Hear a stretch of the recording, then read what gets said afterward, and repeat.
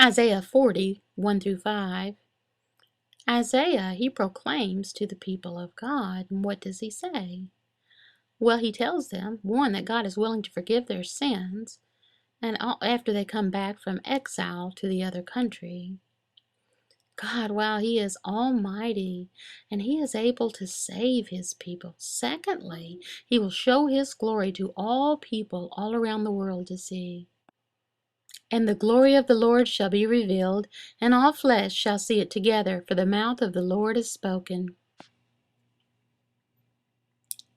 How do we have hope of salvation? How do we know to trust, to look to salvation, what to trust in? How do we know? Well, we know to trust in the Lord because the Lord God is almighty to save. He is the only one who can save us.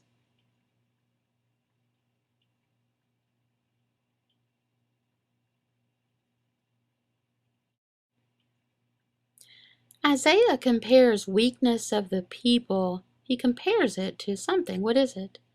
Well, it's to the grass and the flowers. Grass and flowers, they tend to grow for a season, for a short time, and then they decay. All flesh is grass, and all its beauty is like the flower of the field. The grass withers, the flower fades when the breath of the Lord blows on it. Surely the people are grass.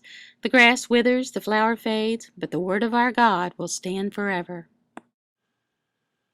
That's the same with us humans. We're temporary. We're not permanent here on this earth. We grow for 20 years, maybe 30, 40, or 50, 60, 70, then we're gone. Just like the wind. And all of this, it all happens under God's sovereignty. What does God do? He blows, and just like the plants are gone, so are we. The grass withers, the flower fades when the breath of the Lord blows on it.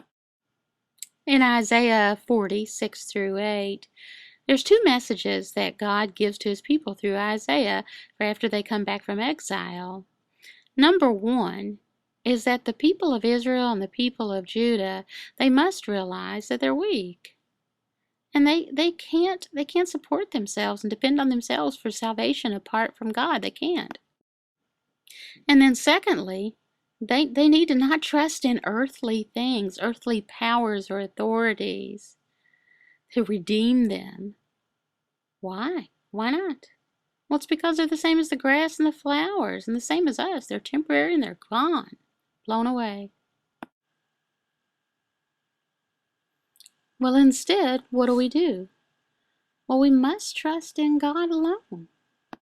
The grass withers, the flower fades, but the word of our God will stand forever. God's promises, they're not the same as our promises. God's promises are sure. They are permanent, and we can depend on them. Man's promises, they're not sure. They change. They're gone. It is better to take refuge in the Lord than to trust in man. Trust in the Lord forever, for the Lord God is an everlasting rock. We should trust in the Lord's promises alone for salvation. Trusting in the Lord's Word, the Bible, that means that we trust in Him. Matthew Henry, he's a preacher from a long time ago, and he explains about this kind of trust. He says that we must be convinced that the Word of the Lord can do that for us which all flesh cannot.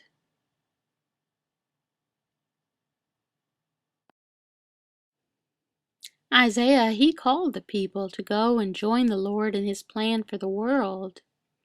Well, who are they? Who are those people? Well, they're the people who recognize that they need God. Isaiah told them, he said, go to the high mountains and he'll proclaim to the people who love the Lord that he is coming. He is coming nearer, and he can lead them and protect them. Go on up to a high mountain, O Zion, herald of good news. Lift up your voice with strength, O Jerusalem, herald of good news. Lift it up, fear not. Say to the cities of Judah, behold your God. Behold, the Lord God comes with might, and his arm rules for him.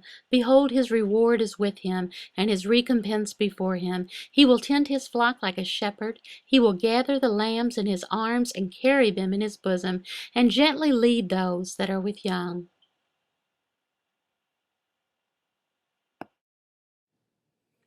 They should obey by proclaiming God to the whole covenant community of Israel and then to the world. Now let's apply this to our Christian life today. If we trust in the Lord that He is immortal, that He will never die, and we trust in Him and His Word that it is sure, and that He will save us, the only one to save us for eternity, we believe in Him alone, just as the children of Israel did, the children of Jacob, trusted in the Lord alone for salvation, not depending on any other thing or person or the law, nothing else. In God alone. There's no other place, no other person, no other thing to put our trust in for salvation.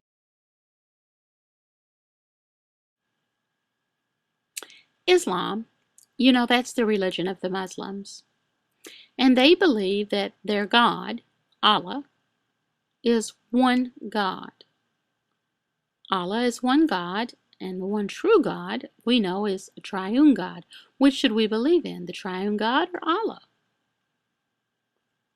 Well, in their religion, they believe it's very strict that Allah is singular, not plural, period. No, one God. They do not believe that Jesus himself is God. Now, the word spread through a man named Muhammad. He was a man, just like us. The gospel was spread through the prophets of the New and the Old Testament that we know. Jesus himself was a prophet. Now, the Muslims, they believe that Jesus was a prophet also. But they do not believe that Jesus had a bodily resurrection from the dead. They don't believe that. Now, Muhammad, he died, and he didn't raise from the dead. Again, who should we trust in? Our triune God? Allah? Jesus rose from the dead. He rose to life. He proved that he is immortal. Triune God? That's who we should trust in. Yes. Allah? No. Muhammad died. He did not rise from the dead. He's the same as us. He's like the grass and the flowers that wither away and die. Same as us, just a man. No difference. Our triune God, Jesus proved it